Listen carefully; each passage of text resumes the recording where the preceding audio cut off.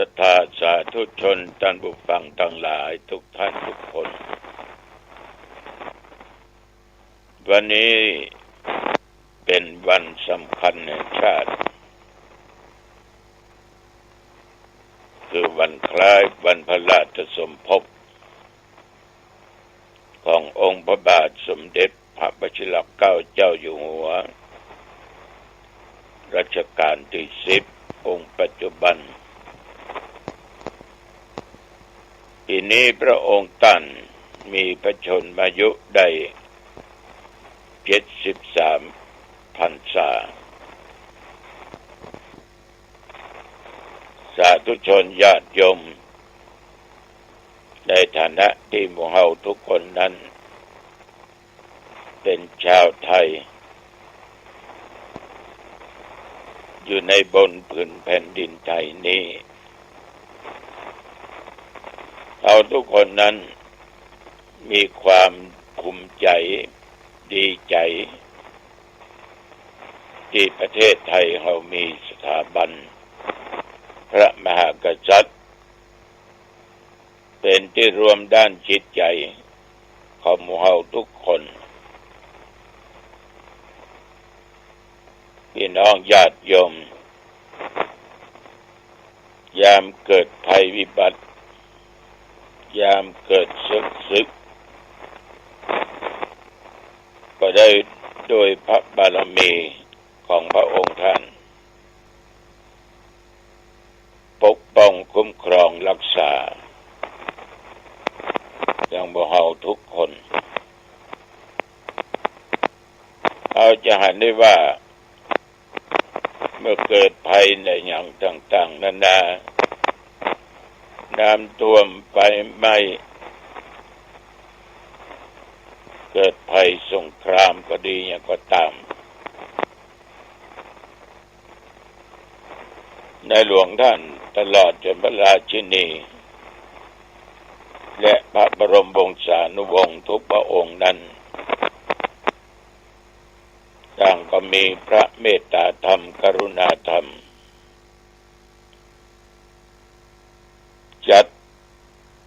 ตั้งโรงทานมาช่วยเหลือแก่พี่น้องที่ได้รับความทุกข์หน้าหนาวก็แจกจ่ายผ้าห่มเกิดภัยวิบัติก็มีถุงยังชีพถุงพระราชทาน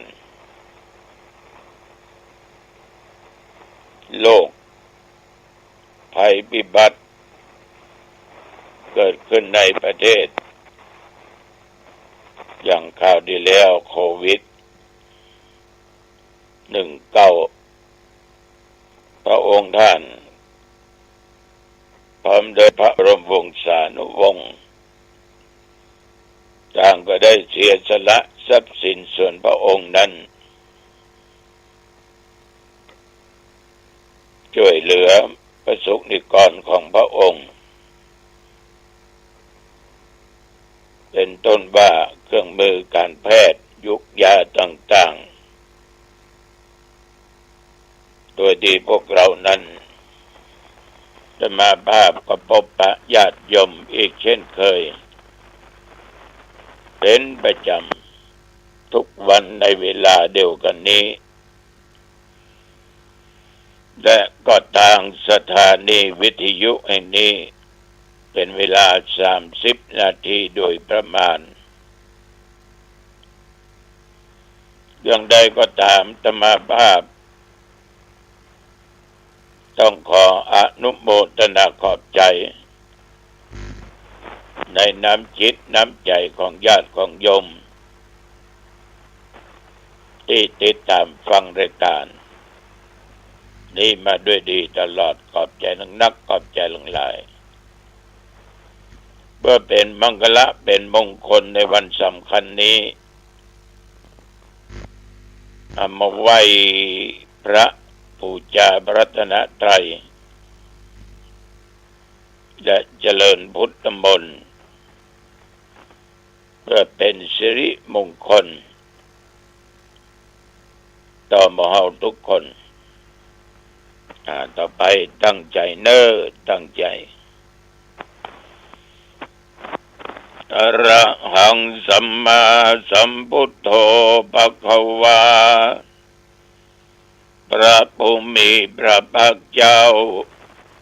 เป็นพระอรหันต์ดับเพลิงกิเลสเพลิงทุกข์สิ้นเชิง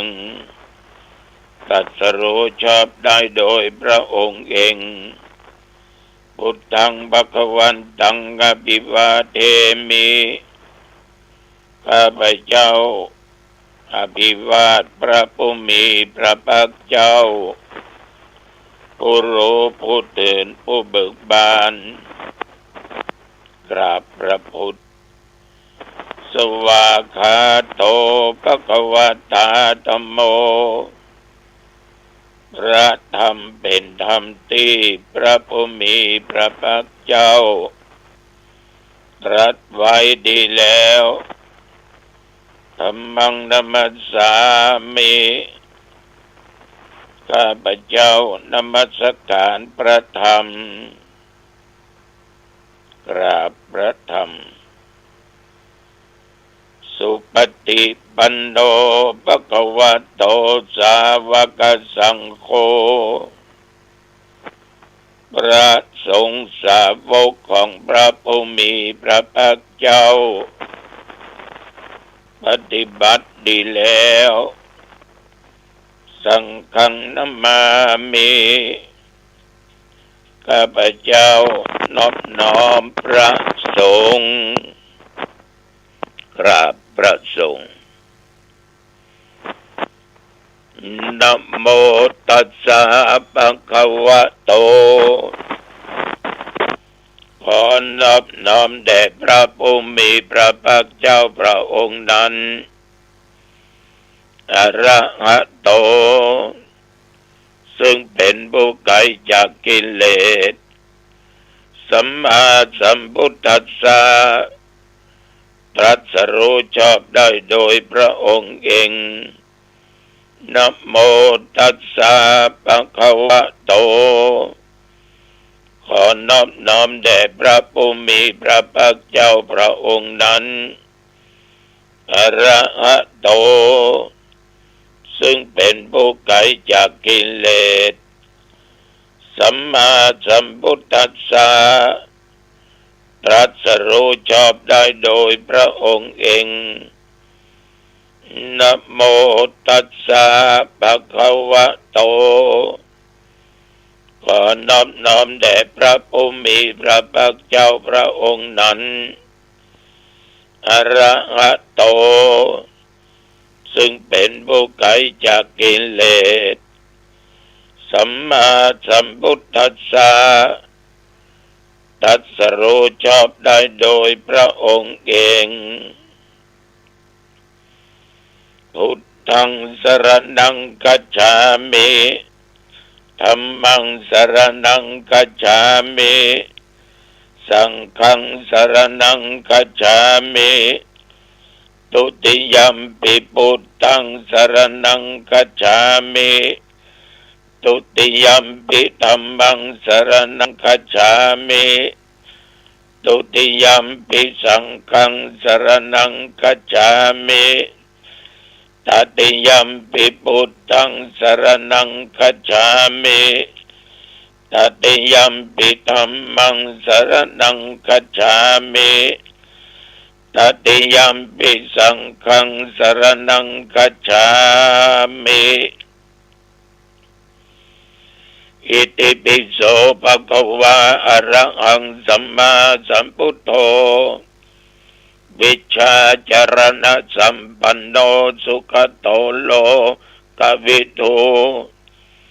อนุตตโรปุริสธรรมสารถิสัทธาเทวมนุษย์สานังพุทโธภควาติ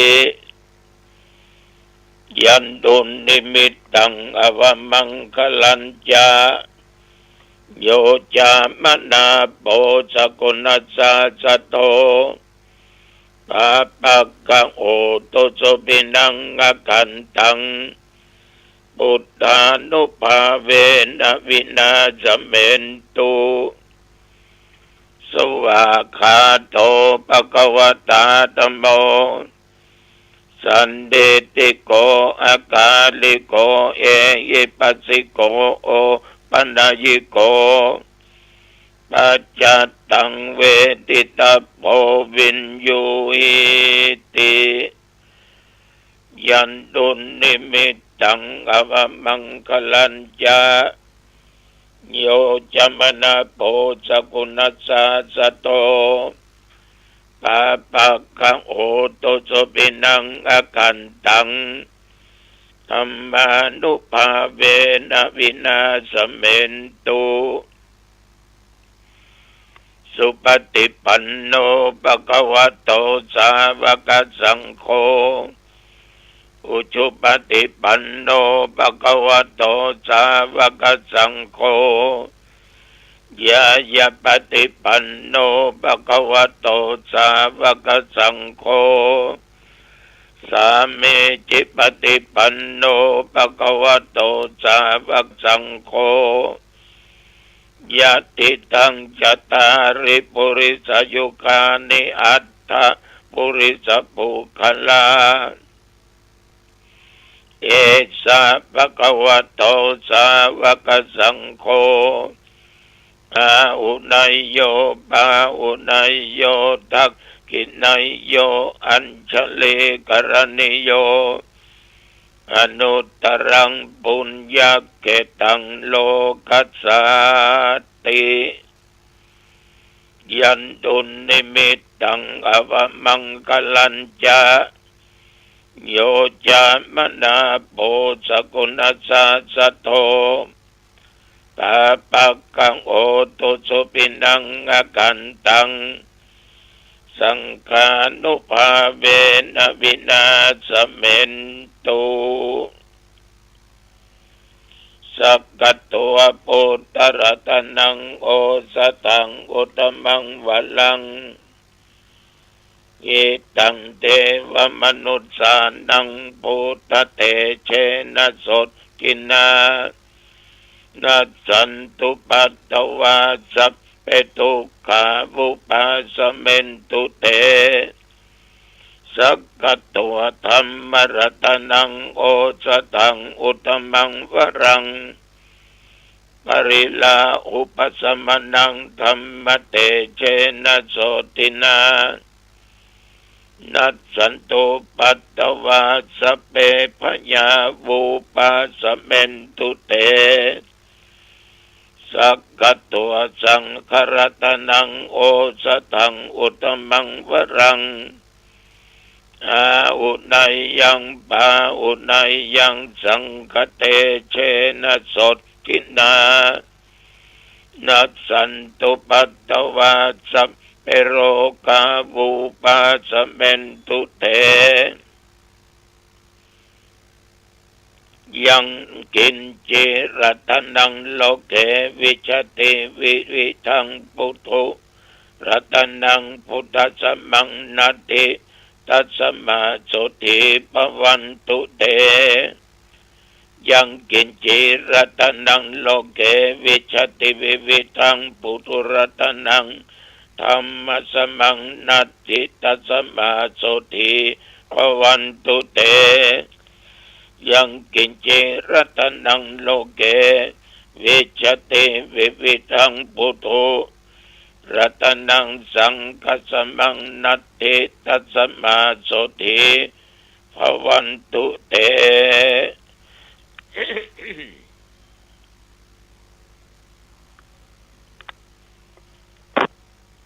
มหาวชิลาลังการโนทยานังธัมมะคติโยมหาบุญโยมหาเตโชกันติเมตตาติธัมมิโกสัมพุทธมามะโกอะโกสาสนะสุปะธัมภโกทายารัตตสะอัตตายากาลัญญาเนปะกุปะเต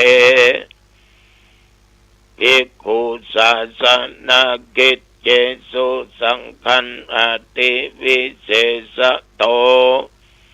อุปธัมปติเตสัญญาปิตกัตตยสิกขนังจิตเตนะสะตุกาลยะรัตเทสัจฉันตาการิโน กาเลติวุติภาวายารัตสัจจะปัจจายจาเอเตจัตตาภลัญเยสังเอตังกราสุเจตสาตโตวัฏยิกาสเปสมักกาสันติชีวิโนปิญโยเอตังปิยายันติภวันติทันหะภัตติกาสามัคคิยาจัสสะเพสังทยะเทโสวิโลจตินานาเตเสสุปัญญาโตนิพพโยนิรูปัตถโวอิเตอิตาเนโสมหาราชาทเวสัตตติสมายุโกอิติเสมังคะเลกาเลเทมัสสะจยมังคะลังรัตนัตตยานุภาเวนะรัตนัตตยเตชะสาปรเมนดามหาราชาทายานังนันติวัตตโนจิลันจิวัตุทิกายุวันนุเปโตสุเขติโตพะโลเปโตจัสสะพัทธาปัปโปโตสัพพะมังคะลังสิริรัจเจปฏิธาโตนิจังภัตตารานิปัสสโตสัพเพมะเหติกาเทวาอภิปาเลนตุนังสัทธาจิลันติตโตโลกัสสมิงสัมมาสัมพุทธัสสะสนันติภวตุสัพพะมังคะลังรักขันตุสัพพะเทวตาสัพพะพุทธานุภาเวนะสัทธาโสติภวันตุเตภวตุสัพพะมังคะลังรักขันตุสัพพะเทวตาสัพพะธัมมานุภาเวนะสัทธาโสติภวันตุเตภวตุสัพพะมังคะลังรักขันตุสัพพะเทวตาสัพพะสังฆานุภาเวนะสัทธาโสติภวันตุเต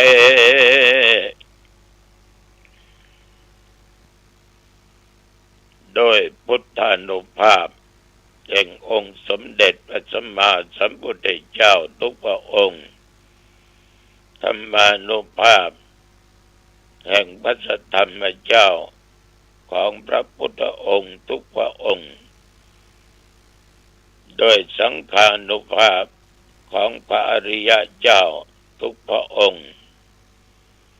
โดยบทสวดมนต์สาธยายมนต์อันศักดิ์สิทธิ์นี้อาตมภาพพระครูอาทรวิสุทธิคุณขอถวายพระพรชัยมงคลแด่องค์พระบาทสมเด็จพระวชิรเกล้าเจ้าอยู่หัวขอให้พระองค์จงมีพระสุขภาพพละไมอันแข็งแรงมีพระเกษมสำราญทรงมีพระชนมายุยิ่งยืนนานได้120 พระพรรษายิ่งขึ้นไปขอถวายพระพร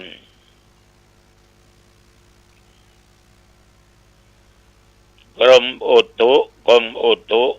ก็ยังได้ประกาศบอกตักเตือน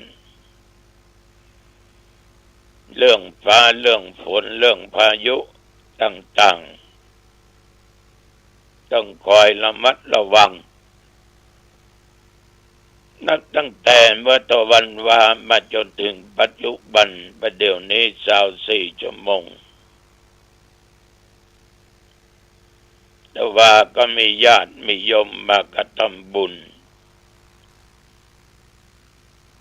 ถวายขันเข้าทำบุญคล้ายวันเกิดฉันเข้าเจ้าแล้วก็ไปไหนแต่ว่าอยู่วัดวันค่ำจนฉันเว้นแล้วก็อยู่วัดดาบเย็นเมื่อค่ำเมื่อคืนก็อยู่วัดเรียกว่าไม่ได้ออกไปที่ไหนบริเวณวัดหนองตองตะวานี้ตอนบ่ายมีฝนลงน้อยอุณหภูมิ37 องศาปัจจุบันนี้17 องศาเป็นน้องญาติโยมในวันนี้โดยงานองค์กรต่างๆก็จะได้จัดมีการกระทำบุญตักบาตรโดยนิมนต์พระสงฆ์องค์เจ้าไปเจริญพุทธมนต์ที่มหาลัยน็อตเชียงใหม่ก็จะมีธรรมภาพเป็นประธานของฝ่ายสงฆ์ฝ่ายคฤหัสถ์อาณาจักรก็จะมีท่านนายอำเภอหางดงโดยงานราชการต่างก็จะได้มาแสดงออกซึ่งความจงรักภักดีทุกของเดือนวันที่28คณะสงฆ์หางดงและพี่น้องญาติโยมทุกโดยงานราชการองค์กรต่างๆจะจัดมีการเจริญพุทธมนต์เจริญจิตภาวนาถวายเป็นพระพรชัยมงคลแด่องค์พระบาทสมเด็จพระเจ้าอยู่หัวเวลาประมาณ 13 นาฬิกาทีนี้เดือนนี้จัดที่วัดต้นงิ้วตำบลพักหวานอำเภอหางดงวัดต้นงิ้วเนอเจริญพรญาติโยมอยู่ใกล้เคียงป่ากันไปนักพาไปหลายๆนิมนต์ท่านเจ้าคณะตำบลเจ้าอาวาสถ้าบัดติด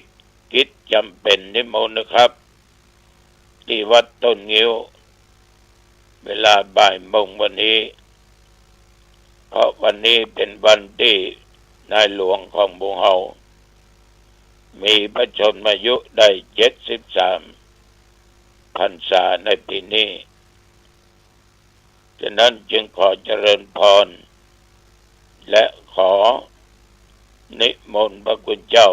พร้อมคณะที่วัดต้นงิ้วความดีสร้างไว้เตอะบ่เสียหลายความชั่วนั้นยังมาแปดเปื้อนเพราะทำดีมีสุขทำชั่วมีทุกข์เมื่อมีศรัทธาเชื่อสิ่งที่ควรเชื่อบางหลงงมงายเชื่อแบบมีสติและปัญญารักษากายวาจาใจเรียบร้อยก็คือมีศีลก่อนจะทำอะไรอย่างไปเมื่อจิตนึกอยู่เสมอว่านั่นมันเป็นความชั่วมันจะเป็นบาปเป็นกรรมติดตามตัวไปในทุกภพทุกชาตินั่นก็หยุดบัตรทำไปแล้วคิดไปแล้วมีความละอายแก่ใจแล้วก็มีหิริความละอายเป็นพื้นฐาน โอตตัปปะความสะดุ้งกลัวต่อบาปต่อกรรมต่อการกระทำว่าคนเหล่านี้ไปทำดีก็ได้ดีทำชั่วก็ได้ชั่วคนทำบดีก็รับผลกรรมบดีไปเพราะว่าบรรพชิตว่ากระหัตชาวบ้านว่าไปในว่าไปนอกทำดีย่อมได้ดีทำชั่วย่อมได้ชั่วฉะนั้นความบดีนี่มันเหม็นจะไปเข้าใกล้อยู่ไกลๆห่างๆอย่าไปแตะไปต้องคอยระมัดระวังคนดีอยู่ที่ไหนมีแต่ความสุขสังคมมีแต่ความสนุกสมานสามัคคีความชั่วอยู่กับภัยอยู่กับที่ไหนก็ตามมีแต่ความเดือดร้อนมีแต่ความหายนะการอยู่กับสังคมคนหมู่มากท่านทั้งหลายชีวิตคนเหล่านั้นจะต้องมีการศึกษาการเรียนรู้การเป็นคนที่เคยได้ยินได้ฟังมานักต่อนักมีความจำมีธรรมะมีศิลปะวิทยาการต่างๆมากคนอย่างนี้เปิ้นมองว่าเป็นพหุสัจจะเพราะเป็นคนที่เปิ้นฟังเหมือนกับญาติกับโยมตื่นเจ้ามาก็ฟังตัวเจ้าตนนั้นตัวเจ้าตนนี้ฟังการฟังนี้เหมือนกันเฮาเรียนหูเหมือนเขาเรียนมหาวิทยาลัยความรู้นอกจากสถาบันความรู้รวบรอบตัวรอบกายมีเยอะแยะตื่นเช้ามาก็เรียนรู้ได้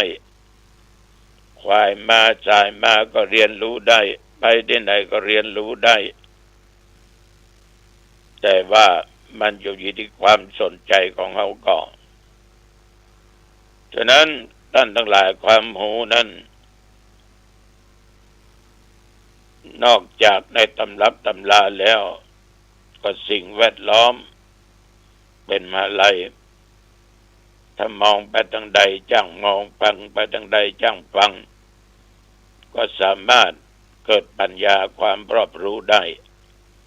อันนี้ตัวเจ้าฝากกับญาติกับโยมเนอะเอาละเวลาเป่าดีโชคดีเนอะโยมอายุวันโนสุขังพลังพบกันใหม่โอกาสหน้าเจริญพร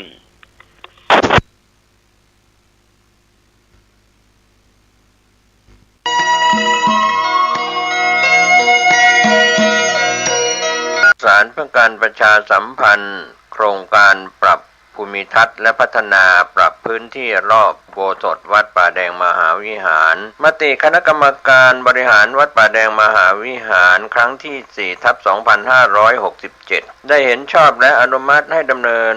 โครงการใช้เงินบริจาคและเงินสะสมของวัดเพื่อพัฒนาปรับพื้นที่ของวัดป่าแดงมหาวิหารจึงขอเชิญชวนผู้มีจิตศรัทธาร่วมพัฒนาเพื่อถวายเป็นพระราชกุศลถวายพระเจ้าสามฝั่งแกนและพระเทวีพระเจ้าติโลกราชพระเมืองแก้วและอดีตเจ้าอาวาสวัดป่าแดงมหาวิหารมีพระญาณคัมภีร์พระมหาสวามีโพธินันทะครูบาเจ้าศรีวิชัยพระอธิการอินแก้วอรินทโรครูบาอ่องขอเชิญชวนผู้มีจิตศรัทธามีเจตนาร่วมในข่าวครั้งนี้โอนเงินผ่านธนาคารกรุงไทยสาขาสุเทพชื่อบัญชีวัดป่าแดงมหาวิหารเลขที่บัญชี521064750สอบถามรายละเอียดเพื่อร่วมทำบุญได้ที่0818815690ก็เป็นโครงการปรับภูมิทัศน์และพัฒนาปรับพื้นที่รอบอุโบสถวัดป่าแดงมหาวิหารตำบลสุเทพอำเภอเมืองเชียงใหม่จังหวัดเชียงใหม่โครงการนี้เริ่มดำเนินการท่านที่จะร่วมบุญร่วมกุศลร่วมอนุโมทนาได้บุญได้กุศลได้ความดีโดยทั่วหน้ากัน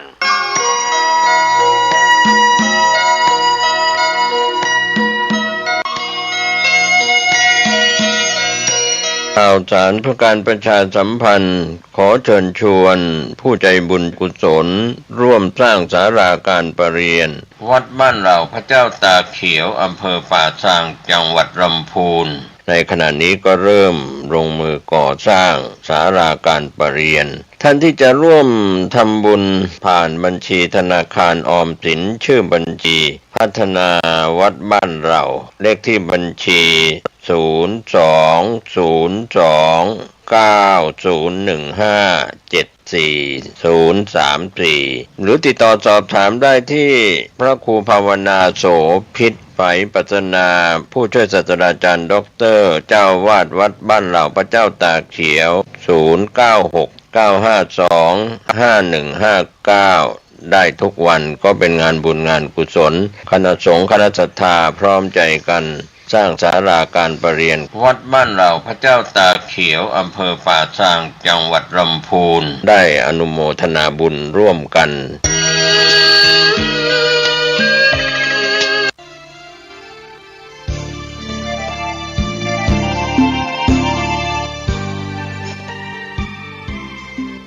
ข่าวสารเพื่อการประชาสัมพันธ์ด้วยทางคณะแพทยศาสตร์มหาวิทยาลัยเชียงใหม่ขอเชิญร่วมทำบุญในพิธีทอดผ้าป่าโรงพยาบาลสงฆ์แห่งโรงพยาบาลมหาราชนครเชียงใหม่เพื่อสมทบทุนนิธิสงฆ์อาพาธเป็นค่ารักษาพยาบาลค่ายาค่าเวชภัณฑ์ค่าภัตตาหารค่าจัดซื้อครุภัณฑ์ทางการแพทย์รวมทั้งค่าพาหนะและค่าอื่นๆถวายแด่พระภิกษุสงฆ์สามเณรอาพาธที่มารับการรักษาพยาบาลจัดงานทำบุญทอดผ้าป่า31 กรกฎาคมถึง 1 สิงหาคมพุทธศักราช 2568 ณ โรงพยาบาลสงฆ์แห่งโรงพยาบาลมหาราช